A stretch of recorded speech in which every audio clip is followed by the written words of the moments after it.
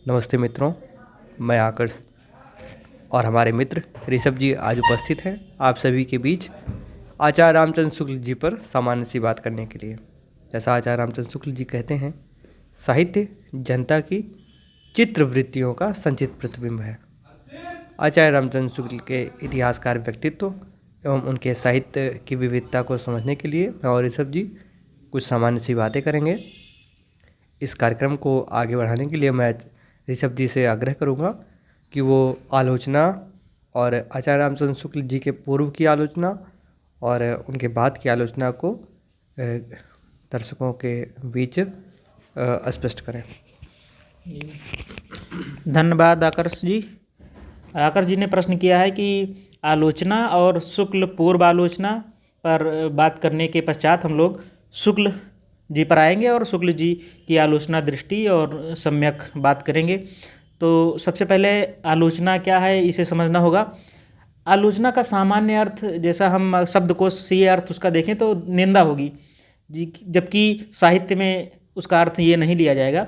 आलोचना साहित्यकार और कवि को का पूरक माना जा सकता है, पूरक होती है। आलोचना के विषय में श्याम सुंदर दास जी कहते हैं कि साहित्य को जीवन की व्याख्या माना जाए तो आलोचना व्याख्या की व्याख्या होगी, और आलोचना के माध्यम से कृतिकार और कृति के बारे में सामान्य पाठक को जानकारी होती है। रामस्वरूप चतुर्वेदी जी लिखते हैं कि आलोचना किसी कृति का मूल्यांकन नहीं है, विश्लेषण नहीं है, अपितु उस कवि के संश्लिष्ट जो उसकी रचना है, आलोचक उसकी व्याख्या अपने माध्यम से करके उसका प्रासंगिक अर्थ सबके सामने रखता है।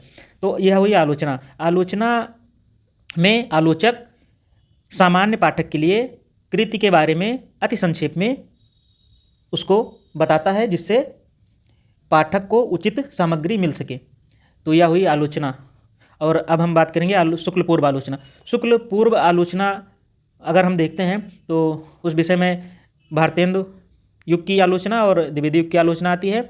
हालांकि आलोचना उसके पूर्व भी होती रही है, और आलोचना उसके पूर्व की जो आलोचना थी वो विस्तृत आलोचना हमें आधुनिक युग में ही देखने को मिलती है, शुक्ल युग में। उसके पूर्व जो आलोचना थी वो सैद्धांतिक आलोचना थी और छिटपुट हमको देखने को मिलती है।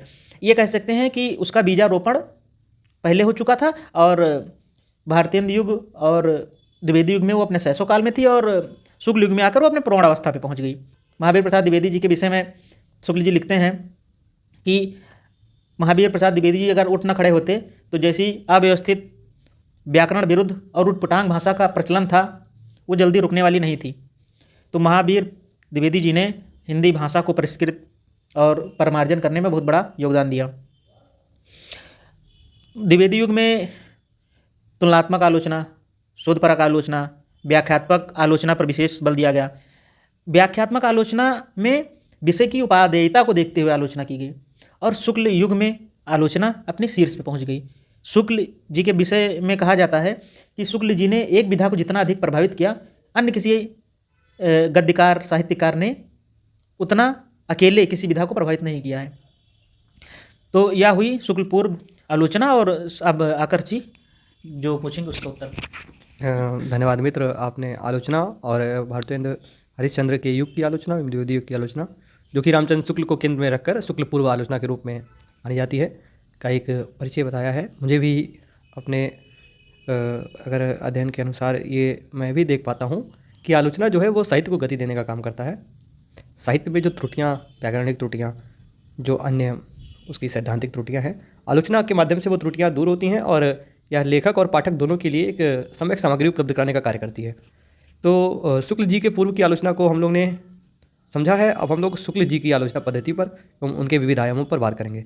इस क्रम में मैं आपसे ये जानना चाहूँगा कि शुक्ल जी को इतिहासकार के रूप में देखा जाए या आलोचक के रूप में, आप क्या इस मत में अपना विचार प्रकट करिए।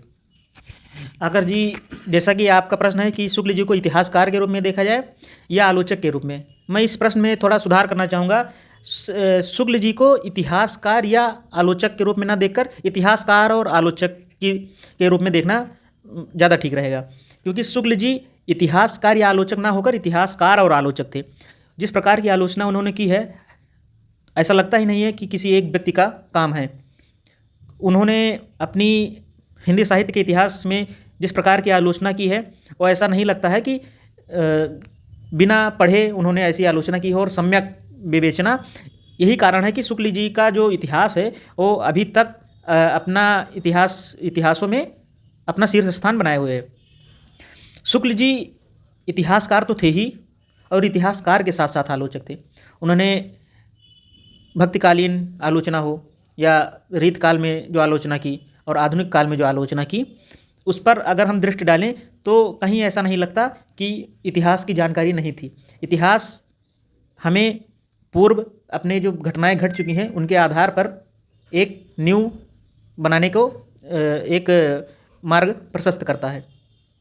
शुक्ल जी के पूर्व जो आलोचना हो रही थी वो परिचयात्मक विवरणात्मक आलोचना हो रही थी। शुक्ल जी ने आलोचना का वैज्ञानिक रूप से उसको हिंदी साहित्य में प्रदान किया। वैज्ञानिक आलोचना शुक्ल जी से ही मानी जाती है। और शुक्ल जी ने अपने हिंदी साहित्य के इतिहास में तुलसीदास, कबीर, रहीम, अन्य तमाम ऐसे लेखकों की विस्तृत आलोचना, सम्यक आलोचना की है, जिसको पढ़ के उनका व्यक्तित्व और कृतित्व हम जान सकते हैं। उसके शुक्ल जी के पूर्व में शुक्ल जी ने विधेयवादी आलोचना को अपनाया। विधेयवादी आलोचना वो होती है जो वातावरण, जो समकालीन परिस्थितियाँ, तत्कालीन परिस्थितियाँ और कवि और उसकी कृति को देखते हुए जो मूल्यांकन किया जाए। उसके पूर्व में ऐसी कोई व्यवस्था नहीं थी जिससे हम ये बता सके कि ऐसी आलोचना पहले होती थी। शुक्ल जी ने यह परंपरा को विकसित किया और उसके परवर्ती जितने भी आलोचक हैं वो उसी को आधार मानकर आलोचना करते आए हैं। बहुत ही अच्छा मित्र, आपने आचार्य रामचंद्र शुक्ल जी की जो आलोचक एवं इतिहासकार के बीच जो द्वंद्व था उसको बहुत ही स्पष्ट किया है। निसंदेह आचार्य रामचंद्र शुक्ल को केवल इतिहासकार या आलोचक के रूप में न देखकर संयुक्त रूप से इतिहासकार आलोचक के रूप में देखना चाहिए। जैसा हम अगर उनकी एकमात्र कृति की बात करते हैं हिंदी साहित्य का इतिहास, तो हम उसमें पाते हैं उसमें 900 वर्षों के इतिहास का वर्णन तो है, साथ में उसमें आलोचना के भी पर्याप्त स्थान मिला है। शुरुआत आदिकाल से होती है और वो वर्तमान समय छायावाद तक आता है, क्योंकि उसके बाद शुक्ल जी वर्तमान नहीं रहे। इस वजह से उनका जो इतिहास है वो छायावाद तक अपनी प्रमाणिकता बनाए हुए है। शुक्ल जी पर बात करने के लिए बहुत सारी रचनाएं हैं। उनके आलोचक व्यक्तित्व को जानने के लिए उनकी त्रिवेणी रचना है, उनकी रस मीमांसा रचना है, ये रचनाएं हैं। एवं उनकी चिंतामणि भाग 1 है, जिसमें उन्होंने बहुत सारे जैसे कविता क्या है विषयों पर अपने सैद्धांतिक आलोचना का विकास किया है। तो ये आपका जो दृष्टि है कि शुक्ल जी इतिहासकार आलोचक हैं, ये बहुत ही संतुष्टिजनक लगा मुझे। इसी के क्रम में हम आगे बढ़ेंगे और शुक्ल जी पर कुछ अन्य बातें भी करेंगे, जिस पर मैं ऋषभ जी से बात करना चाहूँगा कि शुक्ल जी में ऐसी क्या प्रतिभा थी जिससे उनके समकालीन आलोचकों को उन्हें खारिज करने में काफ़ी जद्दोजहद करना पड़ा। तो आपको क्या लगता है कि कोई आलोचक जो है शुक्ल जी का स्थान ले पाया है या नहीं? अगर जी क्षमा कीजिएगा, इसमें भी मैं एक सुधार करना चाहता हूँ, क्योंकि शुक्ल जी को खारिज करने की बात जैसे आपने कहा, तो ये खारिज की स्थान मतलब ऐसा नहीं हो सकता है कि कोई खारिज होता है, उसका महत्व तत्कालीन समय में ना हो रहता ही है। अगर समकालीन समय में ना हो तो ऐसा नहीं कह सकते कि वो खारिज हो गया है। हालांकि आपका जो प्रश्न है कि उनमें ऐसी क्या प्रतिभा थी कि अन्य आलोचकों को उनको खारिज करने में जद्दोजहद करना पड़ा। जद्दोजहद नहीं कह सकते हैं, क्योंकि शुक्ल जी ने जिस प्रकार की आलोचना की है उसमें कहीं ऐसा नहीं लगता है कि वो किसी पूर्वाग्रह के शिकार थे। उन्होंने कृतिकार को, उनकी कृति को, उनका सम्यक विवेचना इस प्रकार से की है कि आवश्यकता ही नहीं जान पड़ती कि उनके बारे में कोई टीका टिप्पणी हो सके। और ये मैं नहीं कह रहा हूँ, ये जो उनके परवर्ती आलोचक हैं उन्होंने भी स्वीकार किया है। रामस्वरूप चतुर्वेदी जी जो लिखे, उनका जो इतिहास है हिंदी का संवेदनात्मक इतिहास, उसकी भूमिका में वो लिखते हैं कि शुक्ल जी का जो इतिहास है उसमें कुछ नया इतिहास नहीं लिखा जा सकता, उसमें कुछ काट छाँट ही की जा सकती है। यही कारण है कि इतिहास तो बहुत लिखे गए, लेकिन शुक्ल जी का जो इतिहास है वो अपना स्थान आज भी बनाए हुए है। तो ऐसा नहीं है कि खारिज करने के लिए काफ़ी अन्य आलोचकों को जद्दोजहद करना पड़ा। हालांकि गणपत चंद्र गुप्त, ये एक सामान्य साधारणा या बना लिया जाता है, हज़ार प्रसाद द्विवेदी जी और शुक्ल जी का 36 का आंकड़ा था, जबकि ऐसा नहीं है। गणपत चंद्र गुप्त लिखते हैं कि शुक्ल जी की बातों को बिल्कुल मुखरता से, अगर यदि किसी व्यक्ति ने काटा है तो हज़ार प्रसाद द्विवेदी, लेकिन साथ में ये लिखते हैं कि प्रमाण सहित तर्कों से, उचित तर्कों से। तो इस आधार पर ये नहीं कहा जाता कि हजारी प्रसाद द्विवेदी ने उनकी आलोचना इस आधार पर की क्योंकि वो श्रेष्ठ आलोचक थे। किसी आलोचक ने उनके बारे में कहा भी है कि तुलसी के ऋण से ऋण होने हेतु रामचंद्र शुक्ल बने आए थे।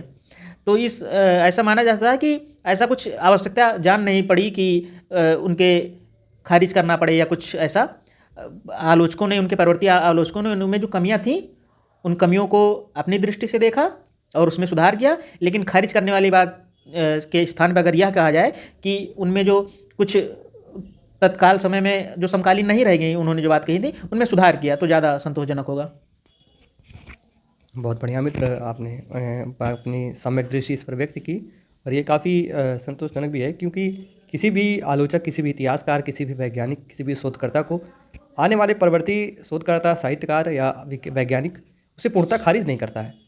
उसके किए गए कार्य में सुधार करता है, उसको पुष्ट करता है, उसको प्रौढ़ करता है। यही कार्य जो है आचार्य रामचंद्र शुक्ल जी के साथ भी हुआ।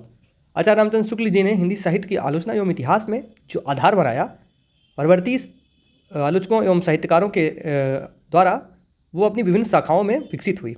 हजारी प्रसाद द्विवेदी, शिवमंगल सिंह सुमन, रामस्वरूप चतुर्वेदी, बच्चन जी, नामवर सिंह जी, अन्य तमाम आलोचकों ने शुक्ल जी की सामग्री से पर्याप्त सामग्री को इस्तेमाल करके हिंदी साहित्य को प्रौढ़ करने का कार्य किया। ये काफ़ी हम लोग के लिए भी सुखद अनुभव है। पर ये जो कुछ चुटपुटिये लोग हैं जो विभिन्न आलोचकों में मतभेद करने का कार्य करते हैं, ये निंदनीय है वास्तव में। और इस क्रम को आगे बढ़ाते हुए मैं आपको ले चलता हूँ एक विषय की तरफ कि आजकल वर्तमान समय में इंटरनेट एवं तकनीकी काफ़ी विकसित हो गई है। तो आपको अगर हम लोग एक इतिहास में जाके ये कल्पना करें कि यदि शुक्ल जी के समय में इंटरनेट एवं तकनीकी सुविधाएं उपलब्ध होती तो शुक्ल जी का उसका क्या उपयोग करते और वर्तमान में उसकी क्या प्रासंगिकता होती? ये एक बहुत ही अच्छा प्रश्न आपने किया आकर जी कि शुक्ल जी वर्तमान होते तो उनकी क्या टिप्पणी रहती तकनीकी। और तो मुझे लगता है कि वो इसके पक्ष में होते, क्योंकि जो साहित्यकार होता है वो मतलब अपने समय से आगे भी देखने का प्रयास करता है। तो ऐसा नहीं है कि शुक्ल जी से स्वीकार नहीं करते, शुक्ल जी इसको स्वीकार करते और तकनीकी के माध्यम से वो साहित्य के और अन्य क्षेत्रों में भी साहित्य को ले जाने का जो साहित्य अभी मुझे तो लगता है कि शुक्ल जी जो अगर वर्तमान होते तो वो अधिक जोर देते साहित्यकार को कि आप इंटरनेट और तकनीक का यूज़ कीजिए जिससे साहित्य को तीव्र गति से बढ़ाया जा सके। तो हाँ, प्रचार प्रसार उसका किया जा सके। तो मेरा यही मत है कि शुक्ल जी इसका विरोध नहीं ही करते।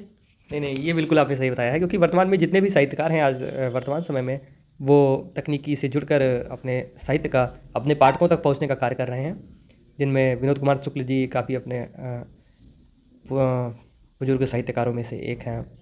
और वर्तमान प्रधानमंत्री काशी नागरिक प्रचारणी सभा प्रमोद शुक्ल जी हैं, वो भी आजकल तकनीकी से जुड़ के काफ़ी कार्य कर रहे हैं। अन्य तमाम नवीन लेखक हैं, निरोत्पन मृणाल जी हुए और दिव्य प्रकाश दुबे जी हुए, अन्य तमाम जितने भी साहित्यकार हैं आज वो तकनीकी के माध्यम से अपने साहित्य को विस्तृत करने का ही कार्य कर रहे हैं।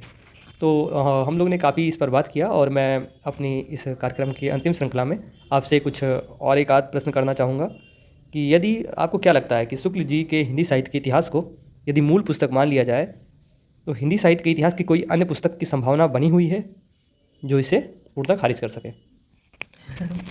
जी मित्र, आपने बहुत अच्छा प्रश्न किया। तो मुझे ऐसा नहीं लगता है कि शुक्ल ऐसी कोई पुस्तक या लिखी, ऐसा कोई आवश्यकता नहीं है। वही बात होगी ना कि अगर एक दुस्साहस किया जा सकता है और ऐसा दुस्साहस पहले भी हुआ है। शुक्ल जी के पुस्तक को खारिज करने के बाद फिर वही प्रश्न उठता है, जो सामग्री एक बार लिख दी गई है उससे सामग्री उठाकर ही लिखा जा सकता है। उसके इतर जो है वो कुछ, हालांकि रचनाएं हुई हैं, साहित्य के इतिहास पर लिखा गया है, लेकिन कहीं ना कहीं वो शुक्ल जी का खारिज, ऐसा संदर्भ नहीं हो सकता कि शुक्ल जी को खारिज किया गया, उन्हीं से सामग्री लेकर उनको आगे बढ़ाया। तो ऐसा मुझे नहीं लगता है कि ऐसी कोई हिंदी साहित्य की संभावना बनी है। हालांकि एक अगर देखा जाए तो एक रचनाकार के माध्यम से हो सकता है कि एक जो छायावाद के बाद उन्होंने जो आलोचना में उनका स्थान हो वो वर्तमान नहीं रहे, तो उस पर आलोचना हो सकती है। और मुझे ऐसा नहीं लगता। जी, बहुत ही स्पष्ट आपने किया है। और वैसे भी अगर हम अपनी भाषा में बात करें तो छायावाद तक अगर हम बात करते हैं तो रामचंद्र शुक्ल जी के इतिहास के समतुल्य पर उनके इतिहास के कोई सानी नहीं रखता है। जब तक उनका इतिहास, जिस समय तक, जिस काल विभाजन तक उन्होंने हस्तक्षेप किया है, सामग्री को अव्यक्त किया है, वो अपने आप में श्रेष्ठ है और उसी का परवर्ती साहित्यकारों ने उपयोग करके अन्य तमाम आलोचनाएं की हैं। और ये हम लोग की आचार्य रामचंद्र शुक्ल जी से संबंधित कुछ सामान्य सी बातें हम लोग ने करने की कोशिश की है। सीखने सिखाने के क्रम में हम लोग ऐसे ही बनते रहेंगे। मैं धन्यवाद करता हूँ अपने दर्शकों का, अपने कैमरामैन साहब का, जिन्होंने इतनी देर तक हम लोग के इस वीडियो को रिकॉर्ड करने का कार्य किया है। मैं ऋषभ जी से भी आग्रह करूँगा कि हमारे सभी दर्शकों का धन्यवाद करके और हमसे जुड़ने के लिए और निरंतर बने रहने के लिए, हम पे विश्वास करने के लिए धन्यवाद ज्ञापन यापित करें। धन्यवाद। सबसे पहले तो धन्यवाद आकर जी आपका, और इसके साथ ही कैमरामैन जी का धन्यवाद जो उन्होंने इतनी देर तक हम लोगों को सुना और सहा, और आप लोगों का भी दर्शकों धन्यवाद। और जो हम लोगों से गलती हुई, जो भूल हुई हो, वो हम लोगों को बताएं, और आपसे अनुरोध है कि इसी प्रकार देखते रहें, और जो सुझाव वो भी हमको दें। जो अल्प ज्ञान है उसके माध्यम से हम लोग आपके सामने प्रस्तुत हुए हैं और होते रहेंगे। तो इसी के साथ हम फिर अगले किसी व्याख्यान में मिलेंगे। धन्यवाद।